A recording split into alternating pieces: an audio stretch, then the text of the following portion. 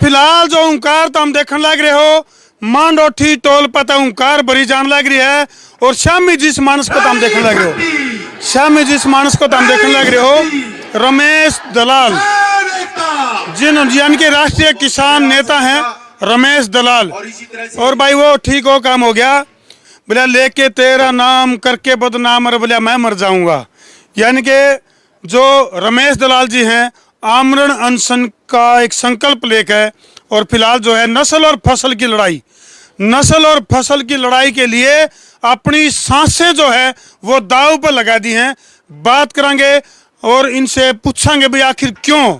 और रमेश दलाल की अगर मैं बात करूं, बोले गौर से देखिए इन शख्स को, ये वो शख्स है भाई जिन्होंने प्रधानमंत्री के ऊपर भी मुकदमा दर्ज करवा दिया था कदे भले वक्ता में। आखिर किस डाल की ओंकार बरी है, किस डाल की मांगे हैं, और अपनी जो सांसें हैं वो अन्नदाता के लिए, देश के जवान के लिए, नस्ल के लिए, फसल के लिए वो दाव पर लगा दी अपनी सांस। आओ जी बात करेंगे। हाँ जी दलाल साहब, राम राम जी। राम राम आपके दर्शकों को, पूरे हरियाणा को, देश की जनता को, देश राम राम आपके दर्शकों को, पूरे हरियाणा की सर्व जाति जनता को, पूरे देश की जनता को, सबको मेरा नमस्कार। तो दलाल साहब एक तरफ तो किसान किते बॉर्डर पे बैठा है, तो किते टोला पे बैठा है, तो किते सड़क के ऊपर अपना जो देसी रथ है यानी ट्रैक्टर का मुंह दिल्ली का निकले बैठा है। जवान परेशान है, किसान परेशान है, कर्मचारी परेशान है।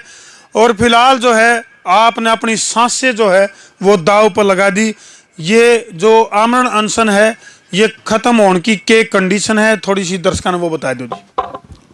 देखो, जो आपके प्रश्न से एक बात साफ होती है कि सब कुछ रोड पे बैठा है, जवान हो या किसान हो, तो इसका मतलब सरकार जो है प्रजातंत्र के अनुसार नहीं चल रही।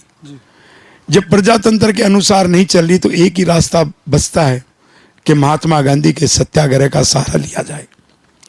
महात्मा गांधी ने जब अंग्रेजों से टकराए तो गोलियों से कब तक हम अपने लोगों की शहादत दिलवाते रहेंगे। इस किसान आंदोलन में, पहले किसान आंदोलन में भी हमारे काफी लोग मरे। 2016 के जाट आरक्षण में दो जातियों को आपस में भिड़ा करके और अपने असामाजिक तत्वों भेज करके, और जिस प्रकार का सड़कों पर तांडव हुआ उसको रोकने के लिए अहिंसा का आंदोलन ही एक सहारा मुझे दिखाई देता था।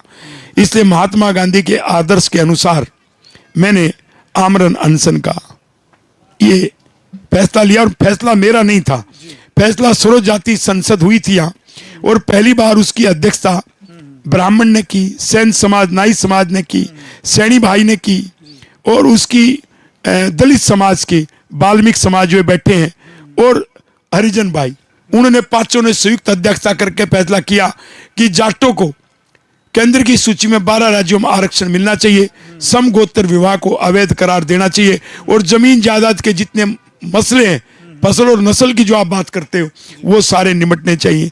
तो ये मुद्दे जो तय कर दिए, उस मुद्दे पे इन्होंने कहा कि अनशन शुरू करना चाहिए। मैंने कहा फिर आप सब क्यों करो, मैं आपका चेहरा हूं, आपका बेटा हूं, तो मुझे बैठने दो। तो दलाल साहब, जिस तरह से सत्ताधारी पार्टी की अगर मैं बात करूं तो अपने आप का जो दावा किया जावा है सत्ताधारी पार्टी का भी, हम सब तो बड़े राष्ट्रवादी हैं, उसके बावजूद भी किसान और जवानों को या आप जैसे लोगों को नस्ल और फसल की लड़ाई के लिए आमरण अनशन पर बैठना पड़ा है। तो इसका समाधान क्या है? हमारी फसल की लड़ाई किसान लड़ रहे हैं, हमारी सहानुभूति और समर्थन उनके प्रति है। जगह जगह आंदोलन चल रहे हैं। जहां तक आपने नस्ल की बात बताई, एक छोटा सा मैं उदाहरण आपको दूंगा।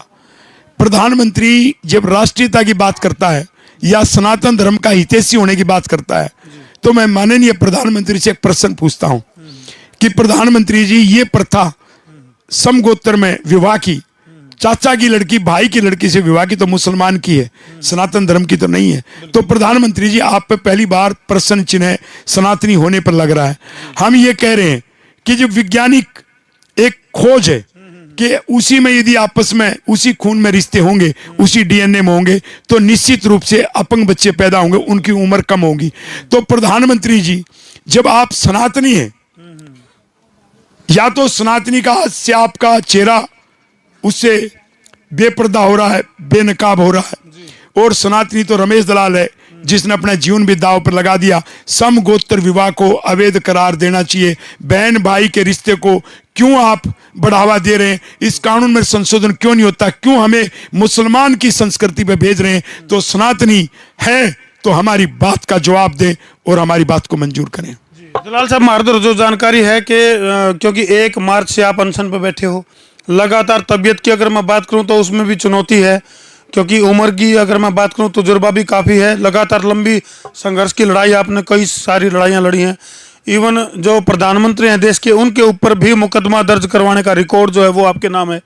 तो किस तरह की आपको लग गया कि भाई ये जो आपकी लड़ाई है इसमें कौन कौन लोग आपका साथ देंगे? क्योंकि थोड़ी देर पहले मैम के जो निर्दलीय विधायक हैं वो भी आपके पास पहुंचे थे और उन्होंने प्रयास किया और आपको कहा भी था कि भाई भूखे रह के लड़ाई ना लड़ो आप, क्योंकि देश का अन्नदाता किसान कम्युनिटी से हो आप भी, तो मतलब भूखे मर के यह लड़ाई जीती जा सके है। देखिए, 2016 के आरक्षण के दौरान जाट जाति ने कोई तांडव नहीं किया था। असामाजिक तत्वों को भेज करके, उनको भड़का करके और ये तांडव करवाया गया। तो हम दूसरे तरीके से लड़ेंगे तो मुझे हिंसा का डर है। और हिंसा की अभी खेड़ी चोपटा में किस प्रकार से किसानों को पीटा गया, अपने शंभू बॉर्डर पे, खनौरी बॉर्डर पे कैसे किसानों की शहादत हो गई। तो इसलिए मैं लोगों को नहीं मरवाना चाहता, मैं लाशों की राजनीति नहीं करना चाहता। इसलिए आमरण अनशन महात्मा गांधी का यही हथियार जिताएगा। और रमेश दलाल जब आज तक 55 से ज्यादा लड़ाई वो किसी भी प्रांत में जाके लड़ा, जिसको दिल्ली में को कई बार बंद करने का भी रिकॉर्ड है, वो रमेश दलाल हारेगा नहीं। यदि मेरी जीवन हार गया तो लोग जीतेंगे, तो रमेश जीवन हार गया तो लोग जीतेंगे। इसलिए मैं आपको एक बात कह रहा हूं, अब ये लड़ाई बुझेगी नहीं। ये लड़ाई है सत्य की। सत्य की क्यों है? आज पहले तो आपने 35-1 का नारा दिया राजनीति की वजह से, जबकि मंडल कमीशन रिपोर्ट के आधार पर आरक्षण मिला ओबीसी का, बीपी सिंह ने दिया।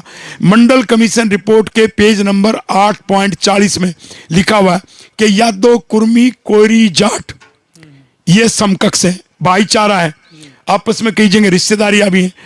एक जाट को छोड़ के आपने सबको दे दिया। उसी मंडल कमीशन रिपोर्ट पे जिसके आधार पे देश में आरक्षण मिला, उसके 9.25 पे लिखा हुआ है हरियाणा के बारे में कि हरियाणा में जाट और हईर वो समकक्ष है और इनको स्टूल ट्राइब में नहीं डाला, यानी आदिवासी माना, और इनको अब ओबीसी में शामिल किया जाए। आपने हईर भाइयों को शामिल कर दिया, हम समकक्ष से हमें छोड़ दिया। और ये मैं नहीं कह रहा हूं, मंडल कमीशन की रिपोर्ट पेज नंबर 292 वो कहता है कि देश में आरक्षण को लेकर पिछड़ी जातियों का एक अजगर बना, ऐसे हईर जैसे जाट, घर से गुज्जर, और अजगर इतना मजबूत हो गया कि अब वो आरक्षण की मांग कर रहा है और इन सब बिरादरियों को आरक्षण देना चाहिए, जाट, गुज्जर, अहीर, यादव सबको। अब अजगर को राजनीतिक रूप से शक्तिशाली हो गया चरण सिंह के समय, उसको मारने के लिए जातियों में बंटवारा किया गया कि एक जाट को छोड़ के अजगर को मारने के लिए बाकी जातियों को आपने आरक्षण दे दिया। जब आपने ऐसा काम किया पहले की सरकारों ने, उसके बाद कांग्रेस ने भी वही रखा, आज के प्रधानमंत्री ने वही रखा। हमारी समाज को जो दो फाड़ किया उसकी शिकायत अकेले नरेंद्र मोदी से नहीं है, मेरी सब पार्टियों से। और एक उदाहरण और दे रहा हूं, मानुषी छिल्लर, जाट की बेटी चिल्लर गोद की, वो मिस वर्ल्ड बनी। जो वो मिस वर्ल्ड बनी उसका गांव बामडोली भादुड़ के पास है हरियाणा में, और उस गोद के आधे गांव दिल्ली में, आधे गांव हरियाणा में।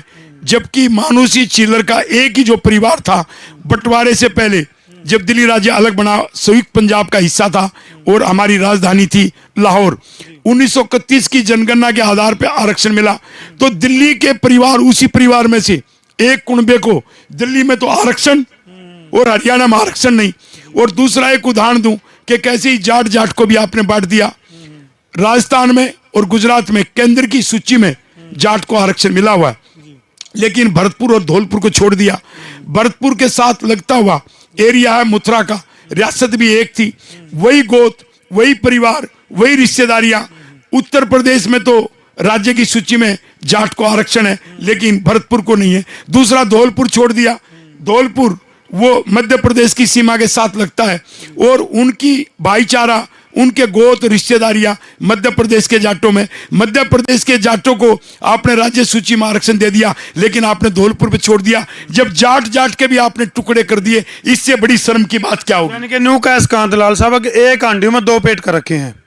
जाट जाट में किए और बाकी समाज में किए। चलो अब ये मैं एक जब बैठा था आपके साथ तो आपने कहो थे भाई अभी नहीं तो कभी नहीं, तो इसका मतलब आपने फिलहाल वाली सरकार से उम्मीद ज्यादा है, आपने कहा अभी नहीं तो कभी नहीं।